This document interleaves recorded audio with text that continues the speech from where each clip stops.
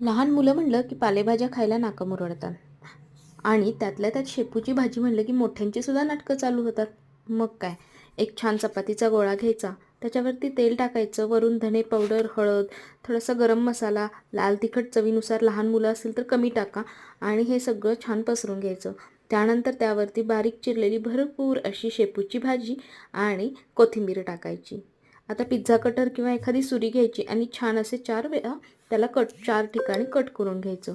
Cut केल्यानंतर व्हिडिओमध्ये दाखवल्याप्रमाणे ते सगळे एकावर एक ठेवून छान असा रोल करायचा आणि उभा असा खाली दाबल्यानंतर त्याला छान असं पीठ लावून पराठा लाटून घ्यायचा. इथे पराठा छान असा गोल गरगरीत लाटून झाला की तव्यावरती तेल किंवा तूप टाकायचं आहे आणि छान खमंग खरपूस असा भाजून घ्यायचा. इथे आपला शेपूचा झटपट पराठा तयार आहे. जास्त वेळ न घेता अगदी पटकन तयार होतो आणि सगळ्यांना नक्की आवडेल. सॉससोबत खायला द्यायचा आणि चॅनलला सबस्क्राईब करायचं.